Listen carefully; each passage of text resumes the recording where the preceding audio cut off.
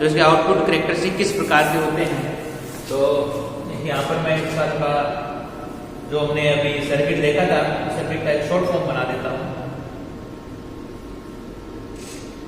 ताकि ये जो भी फिनोमिना यहाँ पर हो रहा है वो आपको समझ में आ जाए। तो एन चैनल जेपीटी, ये हमने यहाँ पर जोड़ दी दोनों बैटरी, और ये बैटरी आप इसकी वोल्टेज को चेंज कर सकते हो, राइट।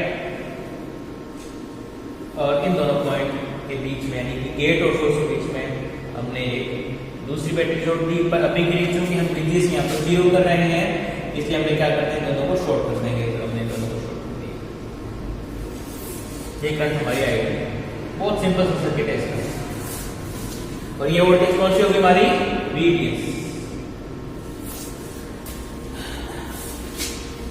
और ये हम ग्राफ खींचेंगे, हम क्या करेंगे, VDS को चेंज कराएंगे, और VDS जब चेंज होगा तो ID भी चेंज होगा, राइट। और उसके बाद में हम ID और VDS के बीच में ग्राफ खींचेंगे।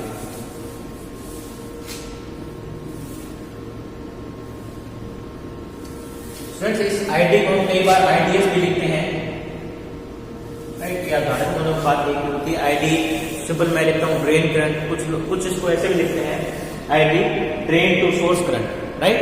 क्या है, ड्रेन टू सोर्स करंट। तो आप इसको IDS भी लिख सकते हो, ID लिख सकते हो, कोई दिक्कत नहीं। पर आपको जब भी आप इसको सर्किट में लिखो तो आप सर्किट के साइड में आप अवश्य रूप से लिखें कि ID का मतलब क्या है, VDS का मतलब क्या है, VGS का मतलब क्या है। तो इससे आपका जो सर्किट होगा वो काफी अच्छा बनेगा, और जो एग्जामिनर होगा वो भी समझ गया कि आपने किस सिंबल के लिए, जो सिंबल आपने जो लिखे हैं, जो सिंबल आपने बनाए हैं, उसका मतलब क्या है, वो इसको अच्छी तरीके से समझ सकेगा, राइट। तो इसमें आपको अच्छे मार्क्स मिलने की संभावना है, राइट। तो ये आपको समझ सकेगा। तो ये ID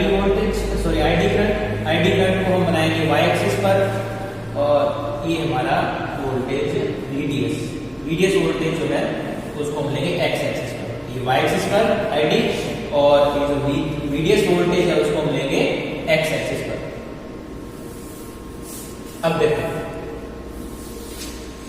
जब VGS 0 होती है उस केस में जब आप VDS को बढ़ाते हो, जैसे आप VDS को बढ़ाओगे वैसे वैसे करंट भी बढ़ती जाएगी, राइट। जैसे आप VDS को बढ़ा रहे हो वैसे वैसे करंट भी बढ़ेगा।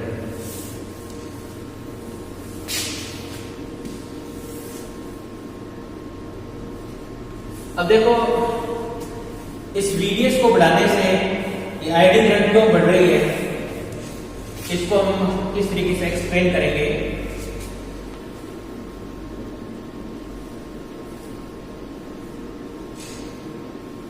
ये हमारे एन चैनल जेपीटी, ये इसके गेट, राइट। और ये हमारा D, ये हमारा S, इन दोनों को हमने एक बैटरी से जोड़ दिया।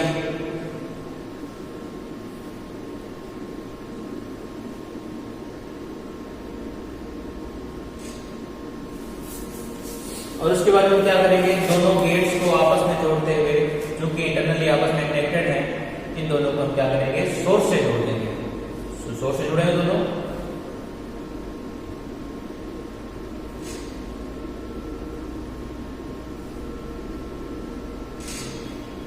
सोर्स से हमने इनको जोड़ दिया। अब क्या है, मैंने आपको बताया कि जो गेट होता है वो P टाइप सेमीकंडक्टर होता है, और ये जो चैनल होता है वो N टाइप सेमीकंडक्टर होता है। तो इन दोनों के बीच में डिफरेंस लेयर बन जाएगी, डिफरेंस लेयर। अब क्या है कि जैसे आप VDS वोल्टेज बढ़ाते हो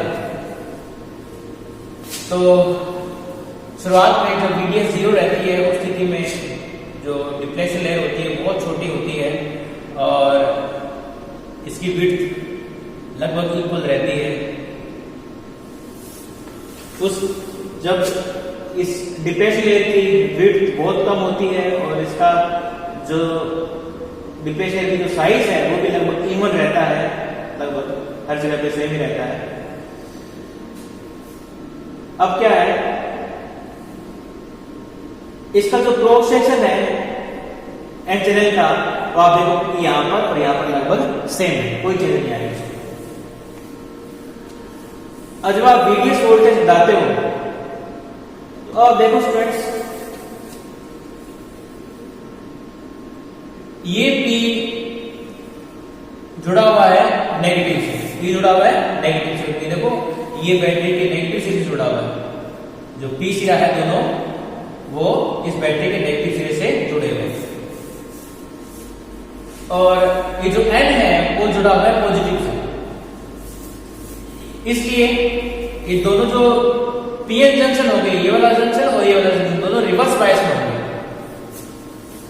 राइट, दोनों रिवर्स बायस में। जब आप इस वोल्टेज को, इस VDS वोल्टेज को बढ़ाते हो, वैसे वैसे इस जंक्शन पर रिवर्स बायस वोल्टेज बढ़ती जाती है। इस जंक्शन और इस जंक्शन दोनों पर रिवर्स बायस वोल्टेज बढ़ती जाती है। आपको पता है जैसे रिवर्स बायस वोल्टेज बढ़ती जाएगी वैसे वैसे डिप्लेशन लेयर भी बढ़ती जाएगी, राइट। अब स्टूडेंट्स, चूंकि ये P चैनल हेवीली डोप्ड है, हाईली डोप्ड है, इसलिए जब ये डिप्लेशन लेयर बढ़ेगी तो जो लाइटली डोप्ड सेमीकंडक्टर होता है उसमें वो पेनिट्रेट ज्यादा करती जाएगी, यानी उसमें जो है वो ज्यादा फैलती जाएगी। अब चूंकि ये हाईली डोप्ड है इसलिए जो डिप्लेशन लेयर होगी इसके अंदर तो नहीं जाएगी, लेकिन चूंकि ये जो N चैनल है वो इसकी तुलना में जो है, ये जो N चैनल है ये इसकी तुलना में, इस टाइप सेमीकंडक्टर की तुलना में कम डोप्ड है, लाइटली डोप्ड है, इसलिए जब आप इस रिवर्स बायस वोल्टेज को बढ़ाओगे तो जो डिप्लेशन लेयर होगी वो इस lightly doped N type semiconductor के अंदर फैलती जाएगी। अब ये दोनों जो गेट और ड्रेन,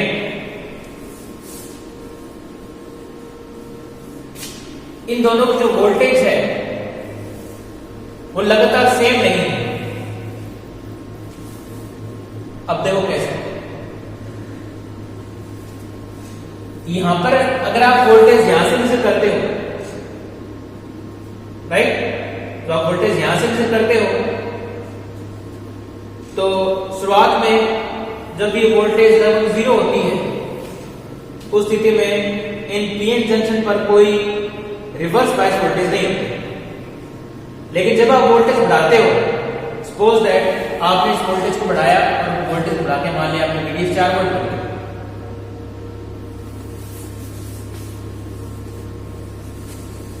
अब क्या है, यहां से यहां तक ये जो जंक्शन है वो रिवर्स बायस में है, लेकिन यहां पर वोल्टेज लगभग 0 है क्योंकि आप वोल्टेज इस S से मेजर कर रहे हो। लेकिन जैसे आप ऊपर की तरफ जाओगे वोल्टेज लगातार बढ़ती जाएगी। तो जब आप S से होते हुए लगातार ऊपर की तरफ जाओगे तो जैसे आप D की तरफ जाओगे वैसे वैसे वोल्टेज लगातार बढ़ रही है।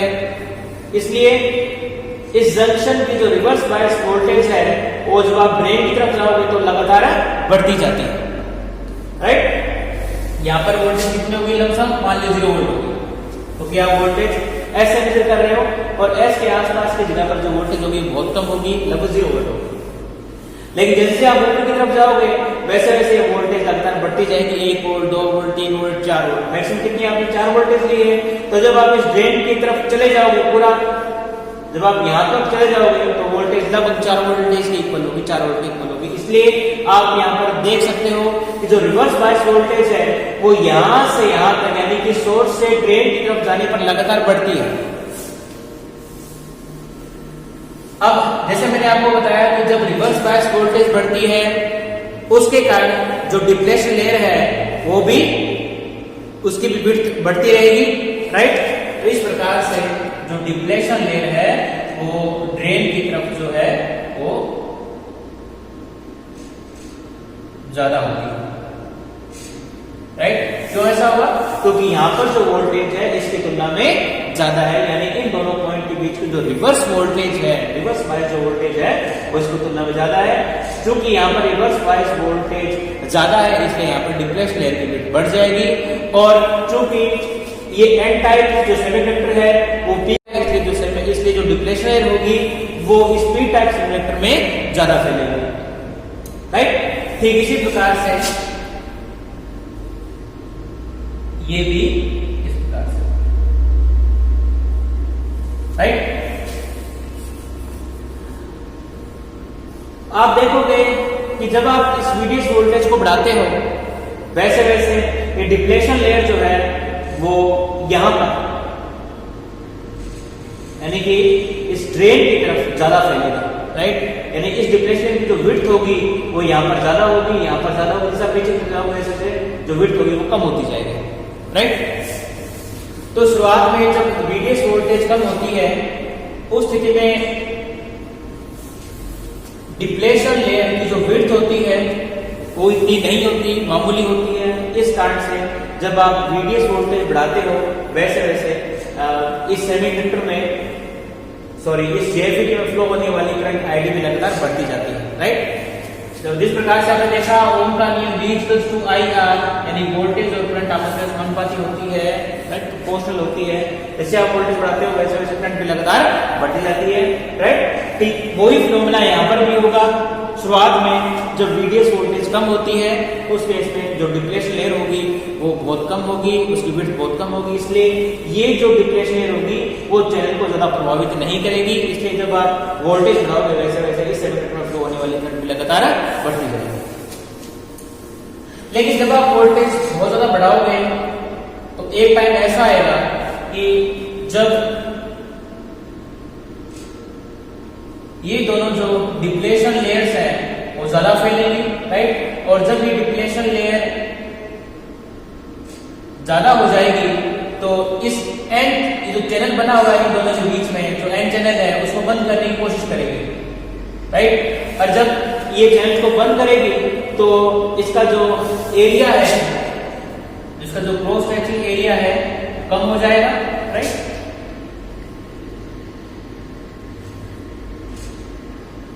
जो क्रॉस सेक्शन एरिया ये वाला जो एरिया है वो कम हो जाएगा। और अब आपको पता है कि जब किसी रेजिस्टेंस का एरिया कम हो जाता है तो उसका रेजिस्टेंस बढ़ जाता है, राइट। और जब रेजिस्टेंस बढ़ेगा तो जो इसमें फ्लो होने वाली करंट है वो कम हो जाएगी, राइट। अब देखो यहाँ पर दो फिनोमेना हो रहे हैं। क्या फिनोमेना हो रहे हैं? आप वोल्टेज बढ़ा रहे हो, अब ओम का नियम क्या है, जब आप वोल्टेज बढ़ाओगे तो करंट भी बढ़नी चाहिए, राइट। लेकिन जब आप वोल्टेज बढ़ा रहे हो तो इन दोनों जंक्शन के बीच की जो रिवर्स बायस वोल्टेज है वो भी लगातार बढ़ रही है। और जब रिवर्स बायस वोल्टेज लगातार बढ़ेगी तो ये जो विड्थ होगी, जो चैनल की जो विड्थ होगी वो कम होती जाएगी, उसका क्रॉस सेक्शन एरिया कम होता जाएगा। और जब क्रॉस सेक्शन एरिया कम होगा तो रेजिस्टेंस भी बढ़ जाएगा। इसलिए क्या होगा कि जो करंट है वो अब इस ओम के नियम से नहीं बढ़ेगी और वो लगातार एक फिक्स वैल्यू को ग्रहण करना शुरू कर देगी, राइट। फिक्स वैल्यू ग्रहण करना शुरू कर देगी। अब एक टाइम ऐसा आएगा कि जब ये जो दोनों डिप्लेशन लेयर्स हैं वो आपस में लगातार लगभग मिल जाएंगे, राइट। जैसे आपने वोल्टेज बढ़ाई, एक टाइम ऐसा भी आएगा कि जब ये दोनों डिप्लेशन लेयर्स हैं आपस में एक दूसरे को टच करेंगे, राइट, इसमें मिल जाएंगी। लेकिन ये पूरी तरीके से नहीं मिलेगी क्योंकि थोड़ा सा गैप रहेगा। तो जो करंट होगा वो इस गैप के थ्रू बाहर निकलना, मतलब जो करंट होगा वो इस गैप के थ्रू जो है इस ड्रेन से जो करंट होगा वो यहाँ इन दोनों चैनल के बीच में फ्लो होना बंद नहीं होगा, चलता रहेगा। क्योंकि जो दोनों डिप्लेशन लेयर हैं आपस में फिजिकली टच नहीं कर रहे हैं, आपस में दूसरे के बहुत करीब आ गई, राइट। लेकिन ये जो चैनल है वो क्लोज नहीं हुआ है, इसलिए जो ओपनिंग है चैनल की उससे जो करंट होगा, जो मेजॉरिटी चार्ज केरियर्स होंगे वो यहाँ से यहाँ तक फ्लो होते रहेंगे, राइट। कैसे होंगे कि जो इलेक्ट्रॉन्स होंगे वो क्या होंगे, इस सोर्स से ड्रेन की तरफ लगातार फ्लो होते रहेंगे इस ओपनिंग से, क्योंकि ओपनिंग बंद नहीं कर रही है। अब क्या होगा, इस स्थिति को हम बोलते हैं पिंच ऑफ। क्या बोलते हैं इसको हम? Pinch of. Pinch of. अब इस पिंच ऑफ के बाद में जब आप और वोल्टेज बढ़ाओगे, अब जब ये पिंच ऑफ की कंडीशन आपको प्राप्त होगी उस स्थिति में उस वोल्टेज को हम बोलेंगे पिंच ऑफ वोल्टेज, राइट। उस VDS वोल्टेज को क्या बोलेंगे? Pinch of voltage. अब इस पिंच ऑफ वोल्टेज के बाद में जब आप इस VDS को और ज्यादा बढ़ाओगे तो पहले ये डिप्लेशन लेयर यहां पर ज्यादा मोटी थी, यानी इसकी विड्थ यहां पर ज्यादा थी, लेकिन उसके बाद में क्या होगा कि ये डिप्लेशन लेयर जो है वो सोर्स की तरफ फैलनी शुरू हो जाएगी, राइट। इस प्रकार से क्या होगा, पिंच ऑफ वोल्टेज के बाद में जो डिप्लेशन लेयर होगी वो सोर्स की तरफ भी फैलनी शुरू हो जाएगी। और इस कारण से पहले जो नैरो ओपनिंग थी वो केवल ड्रेन वाले साइड की तरफ थी, अब जो नैरो ओपनिंग होगी पीछे की तरफ खिंचनी शुरू हो जाएगी, तो ये वाला जो हिस्सा होगा वो भी क्या होगा, नैरो हो जाएगा, राइट। अब जब ये हिस्सा नैरो हो जाएगा उस स्थिति में जो करंट होगा वो नहीं बढ़ पाएगा, क्योंकि नैरो हिस्से की जो रेजिस्टेंस होगा वो ज्यादा होगा, राइट। तो आप जब वोल्टेज बढ़ा भी लोगे तो उसके बावजूद ये करंट नहीं बढ़ेगा, लेकिन करंट का फ्लो होना जारी रहेगा। ये चीज कब रहेगी? पिंच ऑफ वोल्टेज के बाद में, राइट। पिंच ऑफ वोल्टेज से पहले आप देखोगे कि करंट चेंज हो रही है, लेकिन पिंच ऑफ वोल्टेज के बाद में जो करंट होगी, जो आईडी करंट होगी, वो लगातार क्या रहेगी, लगभग क्या रहेगी, नियत रहेगी, कांस्टेंट रहेगी। और इस प्रकार से ये जो कांस्टेंट करंट है उसको हम बोलते हैं IDSS। IDSS इसका मतलब क्या होगा, मैंने देखा यहाँ पर IDSS क्या होगा। IDSS का मतलब होता है shorted gate drain current. Shorted gate drain current, shorted current drain current, ये मैक्सिमम करंट होगी, राइट। आप देखो करंट लगातार बढ़ रही है, उसके बाद में एक करंट एक मैक्सिमम वैल्यू को ग्रहण कर लेती है, इसको हम बोलते हैं IDSS, राइट। और उसके बाद में जो करंट होगी वो लगातार कांस्टेंट बनी रहेगी। और उसके बाद में एक वोल्टेज ऐसी आएगी, जब आप VDS वोल्टेज को लगातार बढ़ा रहे हो तो एक वोल्टेज ऐसी आएगी कि इन डिप्लेशन लेयर में एवलांच स्थापित हो जाएगा, एवलांच। और एवलांच के बारे में पिछले वीडियो लेक्चर में बता चुका हूं कि जो उसमें इलेक्ट्रॉन होल पेयर्स होते हैं, आपको पता है ये जो डिप्लेशन लेयर की विड्थ काफी ज्यादा है, इसलिए यदि इसमें thermally generated electron hole pair पैदा हो रहे हैं तो ये जो thermally generated electron hole pairs होंगे उनकी स्पीड इतनी ज्यादा होगी, क्योंकि इन डिप्लेशन लेयर में जो इलेक्ट्रिक फील्ड है वो बहुत ज्यादा है, इसलिए इनकी जो स्पीड होगी वो इतनी ज्यादा होगी कि ये और जो कोवेलेंट बॉन्ड है उनको तोड़कर और बहुत ज्यादा संख्या में इलेक्ट्रॉन और होल पेयर पैदा कर देंगे। इस कारण से इस पूरे सर्किट में एक बेतहाशा करंट IDS करंट फ्लो होगी, ड्रेन करंट फ्लो होगी, राइट। और इस ड्रेन करंट के कारण जो अब जो कि ड्रेन करंट की वैल्यू बहुत ज्यादा है एवलांच के कारण, इसलिए इस स्थिति में जो हमारा ट्रांजिस्टर है JFET है वो ब्रेकडाउन हो जाएगा, और ब्रेकडाउन होने के कारण जो करंट है वो तेजी से तरफ बढ़ती रहेगी, राइट। इस पॉइंट को हम बोलेंगे ब्रेकडाउन वोल्टेज, बोलेंगे V ब्रेकडाउन, इसको मैं VD लिख देता हूं, VBD breakdown voltage, short, right. तो अब आप यहाँ देखोगे कि फिक्स वोल्टेज के बाद में करंट तेजी से बढ़ते हैं, इसको हम बोलते हैं ब्रेकडाउन। तो आपने यहाँ पर समझा कि ये जो ट्रांजिस्टर है JFET, इसके 3 रीजन्स हैं। पहला रीजन कौन सा है? पहला रीजन वो वाला रीजन है जहां पर करंट ओम के नियम का पालन करके, जैसे आप VDS वोल्टेज बढ़ाओगे वैसे वैसे करंट लगातार बढ़ते जाएगी, इसको हम बोलते हैं ओमिक रीजन। क्या बोलते हैं इसको हम? Ohmic reason.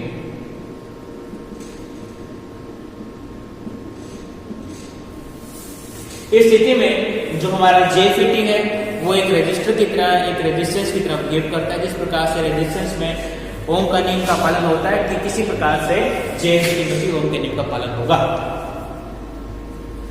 और यहाँ पर आप देखोगे इस क्षेत्र में कि जो करंट है वो कांस्टेंट है, इसलिए इस क्षेत्र को हम बोलेंगे, इस रीजन को हम बोलेंगे सैचुरेशन रीजन, राइट, या फिर एक्टिव रीजन, सैचुरेशन रीजन,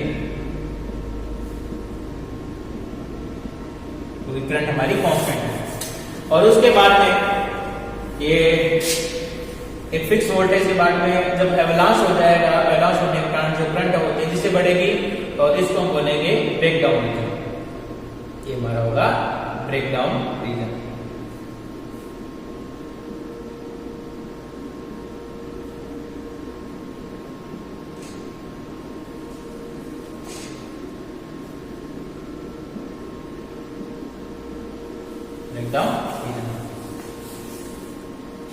तो स्टूडेंट्स इस प्रकार से हमने इस लेक्चर में देखा कि जब VGS 0 होता है उस स्थिति में जो आउटपुट कैरेक्टरिस्टिक होते हैं वो किस प्रकार के होते हैं। हमने ये भी जाना कि IDSS क्या होता है, राइट। हमने ये भी जाना कि इसके 3 रीजन कौन कौन से हैं, ओमिक रीजन, सैचुरेशन और तीसरा ब्रेकडाउन रीजन। अब स्टूडेंट्स नेक्स्ट लेक्चर में हम बात करेंगे कि जब VGS 0 नहीं होती, राइट, यानी कि G और S आपस में शॉर्ट नहीं होते और इस वोल्टेज को नेगेटिव किया जाता है, तो इसके जो कैरेक्टरिस्टिक हैं किस प्रकार से प्रभावित होते हैं, वो सब चीजें हम बात करेंगे नेक्स्ट लेक्चर में।